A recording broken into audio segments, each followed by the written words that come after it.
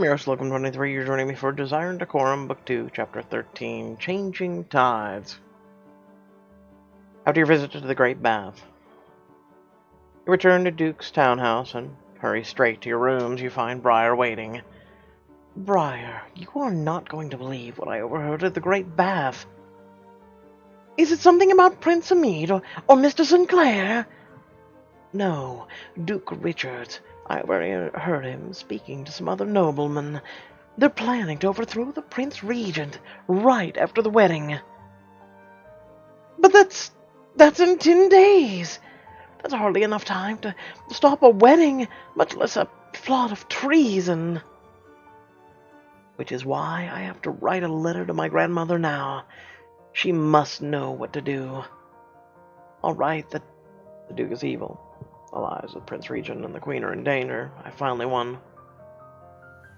I don't know how far Duke Richards and his cohorts will go, but I know that he has cheated in the duel. He nearly killed Mr. Sinclair. We can't afford to take any chances. He deserves to hang for his crimes.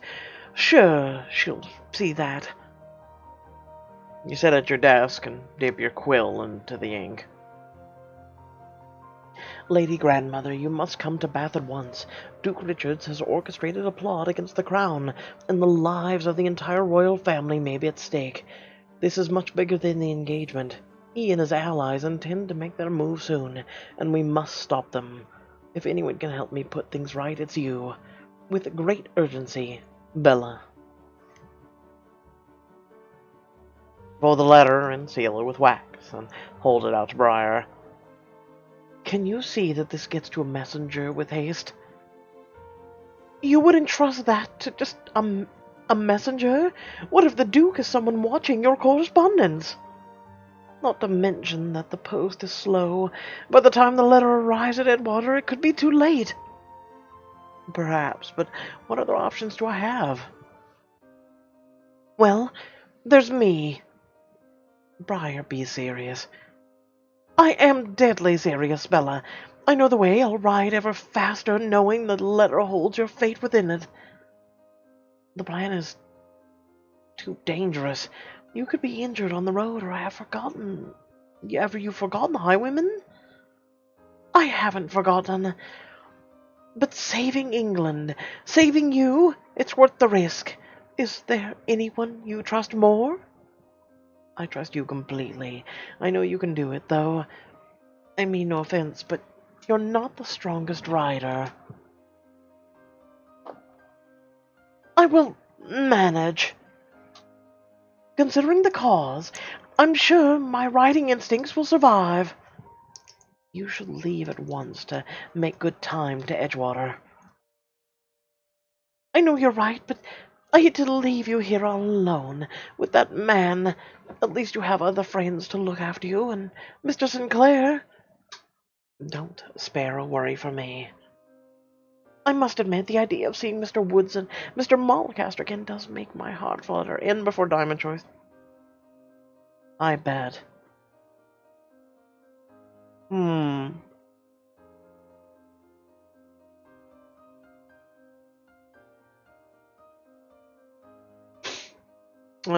They've both been pining away for you.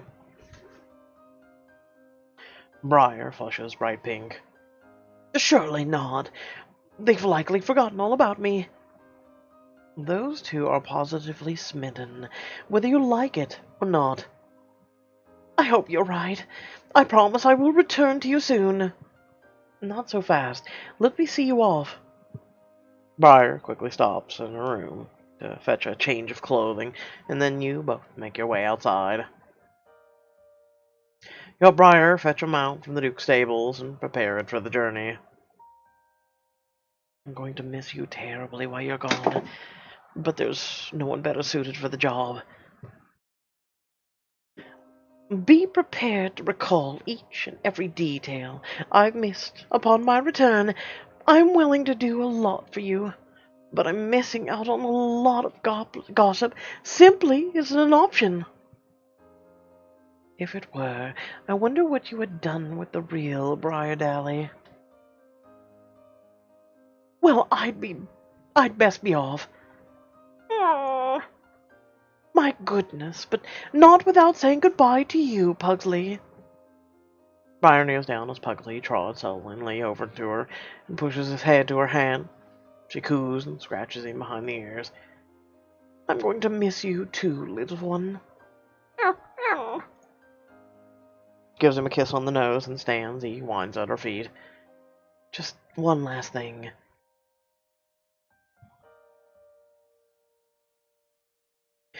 Ride like the wind. I'm sure I'll be back before you even noticed I'm gone. I feel as though I've already noticed, and you haven't even left. Don't worry, Bella. I'll make haste. Briar mounts her steed and gives you one last determined glance before setting off down the cobbled street. You watch until she's faded completely from your side. A few days after Briar's departure, you're sitting down for luncheon with Duke Richards when you notice an unsettling twinkle in his eye. Lady Bella, what a pleasure it is to share a meal with you today. The sentiment isn't mutual. Perhaps what I have to show you will make you feel differently. I have a surprise for you. Let me guess. Is it...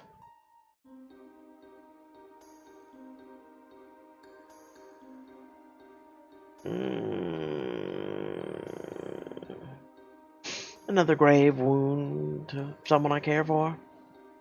Not unless you've given me a reason to do such a thing. As though you would need one. I do not wish to argue, especially when I am tempting to give you something out of kindness of my heart. Think of it as a wedding present. He produces a rolled sheet of parchment and unfurls it to reveal Edgewater and Carlton crest. Now he merged them. The crest will signify our union. When news of it is revealed, everyone in London will know that Carlton and Edgewater are one, just as we will be. A crest. It's so elaborate. Thank you. I hate it. It's so elaborate. I knew you would adore it. I guess give manners, screw it. Adore it, right?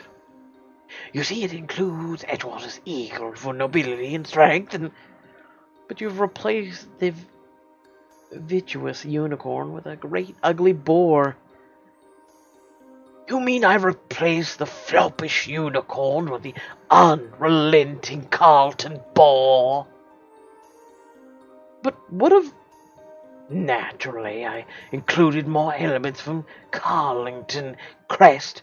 Edgewater's lucky to have any association with my noble house at all. And of course I had to retain the crown from my crest, so we are formally associated with the royal line. Of course. But I've yet to reveal the best part, a house words. However, more the combined Edgewater and Carlton line shall bear the words Regnat Gloria Nostra, Latin for glory reigns. Ah, yes, the undeniable glory of a pig. I hope you appreciate this gift, which I present to you in honor of you finally coming around on our union. Perhaps now you will offer me a gift in exchange, a kiss, maybe.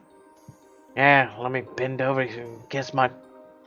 He leans in towards you, puckering his lips. No, that is far too disgusting to fathom. You are ever unappreciative towards me. I offer you titles, gifts, a life of extravagance, and yet you want none of it. You cannot offer me what I truly want. No matter, you will be mine, whether you care to be or not, starting right now. I only meant, it's disgusting that you think me so selfish. I must go immediately and find something worthy of your extravagant gift. Not waiting for a response, you run out of the room. Bye! And soon find yourself on the bustling streets of Bath, Pugsley waiting along with you. I cannot believe the nerve of that man. He thinks that was a gift. Seen Countess Henrietta be more thoughtful. Ah! You're preaching to the converted, Pugsley. As you cross the bustling thoroughfare, Pugsley starts yapping with excitement. Pugsley, what's gotten into you? Pugsley bolts forward along the sidewalk and leaps onto the trousers of a familiar figure. Why, good day, Pugsley. Where's your mistress, then? Here, but why are you here, Mr. Sinclair? Looking for you. Mr. Harper asked me to pass along that he will be at the Grand Pump Room in 3 days' time. He leans in as close as propriety allows, his voice low. He has news of the conspiracy. Then I suppose I'll be visiting the Grand Pump Room, too. If only this news came before I dispatched a letter to my grandmother. I hope she's on her way. Oh, her conniving ways would be useful right about now. If there's one thing she's good at, it's these sorts of courtly machinations. Indeed, I'm glad she's truly on your side now. But speaking of the Duke and his plot, you wouldn't happen to know of a good place to acquire a horrible gift for him, would you? Why ever would you want to give him a gift, horrible or otherwise? You quickly explain Duke Richard's own gift, and Mr. Mulcaster's eyes widen. He gave me such a thoughtful wedding gift, I figured to repay the favor. I just need something as horrible as him. Find some cow manure. Each time I think he can't get it more awful, he manages to surprise me. I know the feeling all too well. I'm afraid I won't be much of assistance in that matter. Shopping isn't exactly my area of expertise. However, if you're looking to get away from the Duke for the afternoon, I might propose an alternative. What else do you have in mind? A walk in the park, perhaps a swim in the river Avon, perhaps some bout chicka wow wow. Why do I sense a mischievous twinkle in your eye? Nonsense, I have never twinkled in my life. And there's always the chance that you could happen upon something perfectly terrible to give the Duke. I could certainly use the time away from him. My carriage is but a short walk away, and it would be my pleasure to accompany you. I have, after all, been looking for an opportunity to spirit you away. I could hardly object to that desire. What do you say? Let's discuss a scene to get away from Duke Richards, have some alone time with Mr. Sinclair, and find an awful gift from Duke. Look for a gift alone. It's a tempting offer, but I think I'm due for an afternoon of total self-determination. I can't begrudge you that. Of all the men in the world, I would expect you to understand best. Mr. Sinclair's lips quirks with a suggestion of a smile. I suppose that's fair. I wish you the best on your solitary adventure. I'll have some of the best company in the world. How could I not enjoy myself? You wave merrily at Mr. Sinclair before turning around to begin your stroll through the bath. You amble through the bustling streets, gazing in store windows for what feels like hours. There's just nothing gruesome enough in this whole bloody town. I'm telling you, cow manure. Eventually you abandon your search as the sun drops behind the townhouses and the day fades to night. Well, I'll figure something out. You finally return to the Duke's townhouse, drawing in a long breath before pulling open the door. I guess I'll have to improvise. You reluctantly make your way inside. You didn't have to get him a gift right today, and find Duke Richards waiting for you. Oh, Duke Richard, just so... here. How very observant of you, my dear fiancé. So, did you find a suitable gift for me while you were out all day? No. I knew... I was a fool to think any material object could capture the intensity of my feelings towards you. It was a hopeless venture all along. So you wasted an entire day on a fool's errand when all I require is a kiss. How could I let you touch me when I failed you so? You can, because I demand. You feign a moan of anguish and push past the Duke, fleeing for the safety of your bedroom. Only to run into Sir Gideon in the hallway outside. Sir Gideon. Lady Bella, pleasure as always. You were out rather late tonight, eh? Not getting into trouble, I hope. I wasn't doing anything you wouldn't do. How very reassuring. I wouldn't be so certain of that. I'm afraid I don't take your meaning, my lady. If you'll excuse me, I was just about to retire for the night. Of course, I won't keep you. You manage a few steps towards your bedroom door, but Sir Gideon blocks your path. He pauses for a moment, glaring down at you with a sinister smile.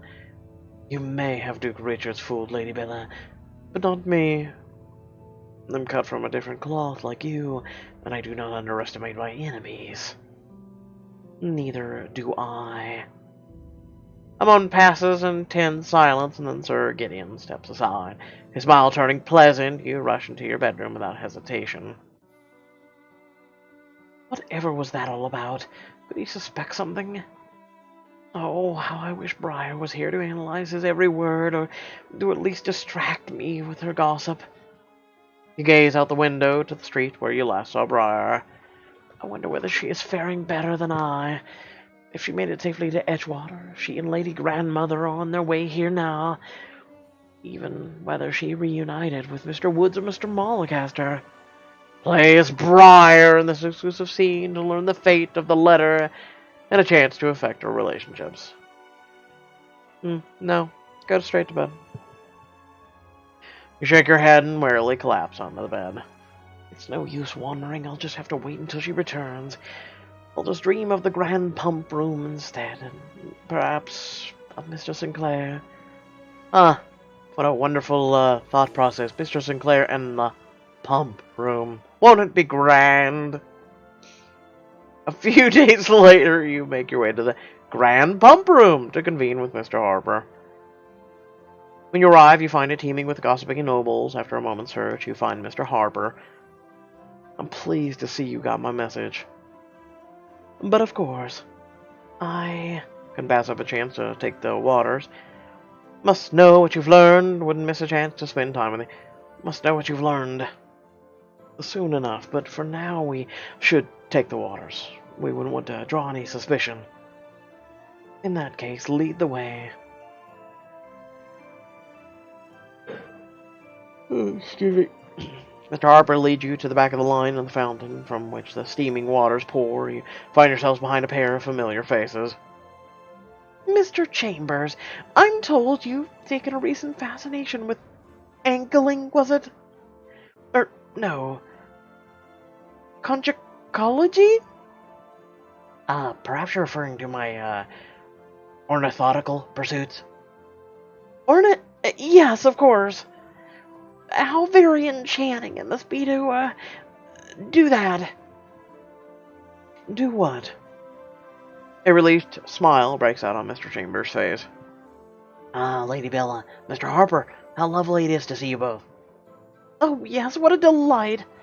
I was telling Mr. Chambers how very irresistible Othelomia must be. Othelomia? You find swelling in the eyes irresistible? What? No, I'm sorry. I only meant to take an interest in Mr. Chambers' pursuits, but I'm just terrible at this. Miss Sutton.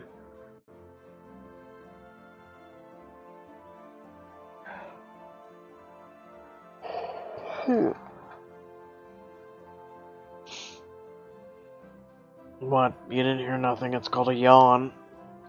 And I haven't been sleeping at all the past week, so, Anyway. Like today in whatchamacallit, I was horribly misspelling and mispronouncing a word. You're barking up the wrong tree. Whatever you do mean. He likes to poke or be poked. How about that? Only that Mr. Chambers' heart already belongs to someone else. I'm beginning to fear that every man's heart belongs to another. Mr. Chambers, I wish you and your paramour, whoever she is, a long and happy marriage. You're too kind, Miss Sutton. Your group takes a step forward, and you find yourselves at the front of the line. Mr. Chambers and Miss Sutton each take a small floral teacup from the attendant. Perhaps drinking the waters will cure my ill luck. Watch them each take a turn filling their cups with water from the fish-shaped spouts. Soon it's your turn. I never expected taking the waters in the grand pump room. I suppose such are the joys of associating with Lady Bella of Edgewater.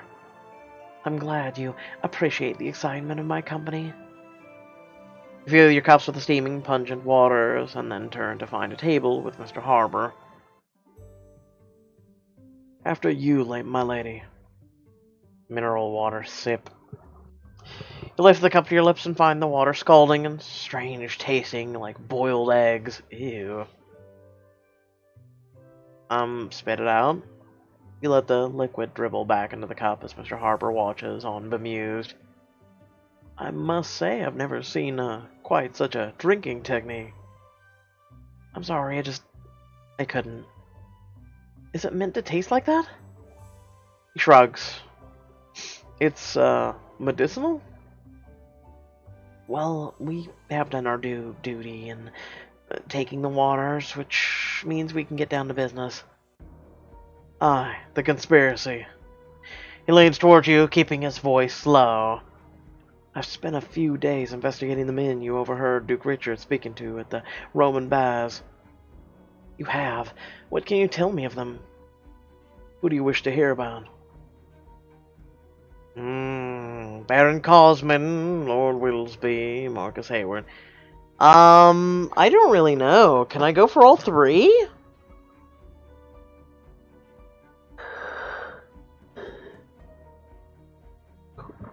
I find suspicion in Lord Willowsby. Let's try him, see if we get the option for the other two. The Lord Willowsby you speak of is a member of the House of Lords. They've invaded the highest echelons of the government. So it seems. Ah, we do. Baron Cosman.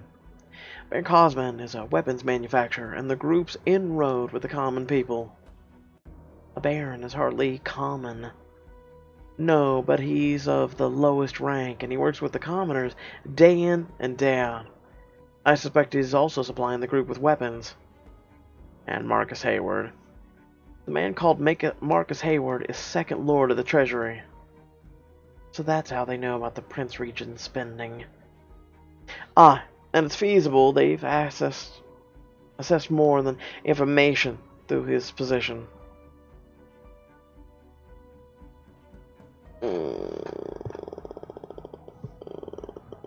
Well,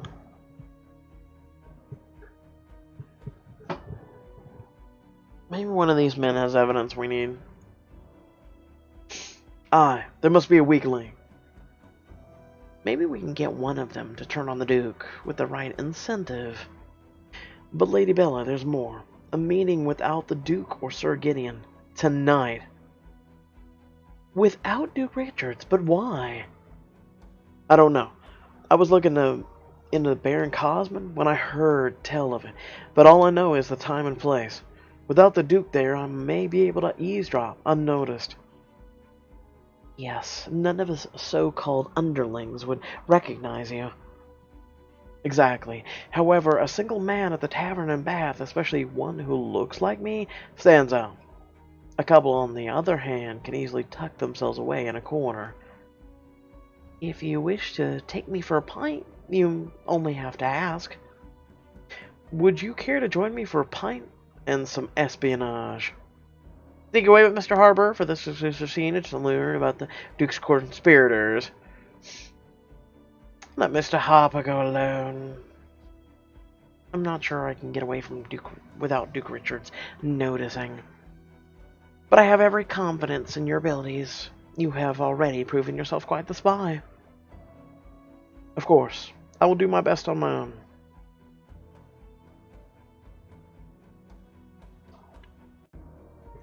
You and Mr. Harper linger in the grand pump room a while longer, then part ways as he heads off to the tavern. You return to the Duke's townhouse and quietly slip inside. As you push past the parlor towards the stairs, you notice someone in the armchair out of the corner of your eye. You spin around, taking in the surprising guest. I thought the Duke didn't allow you out late at night, Lady Bella. Countess Henrietta. I never thought I'd say it, but I'm actually relieved to see you. And I'm delighted to have found you alone. Did Miss Dally send you from Edgewater? I did see your little lady's maid, in fact, and learned a great deal from her, like what you've discovered of Duke's plans. Have you uncovered anything else since Lady Dally departed Bath? Thanks to Mr. Harper's assistance, I was able to learn more about his fellow conspirators. For starters, one is in the House of Lords. Countess Henrietta sits on the edge of her seat, listening intently as you recount what Mr. Harper told you at the grand pump room. That's everything. Do you think it's enough to stop the wedding? She lets out a bark of wicked laughter. Why would I care whether you end up married to the traitorous rich? I have everything I need to make it seem as though you were in on his plot. You will be thrown in the Tower of London, and Edgewater will be left to its rightful heir. You wicked old harpy. Name-calling is the last resort of someone with no other options. I look forward to seeing you at the wedding, Lady Bella. Countess Henrietta picks up her recticle and saunters out of the front door, slamming it on her way out. You collapse in one of the armchairs and raise a shaky hand to recover your mouth.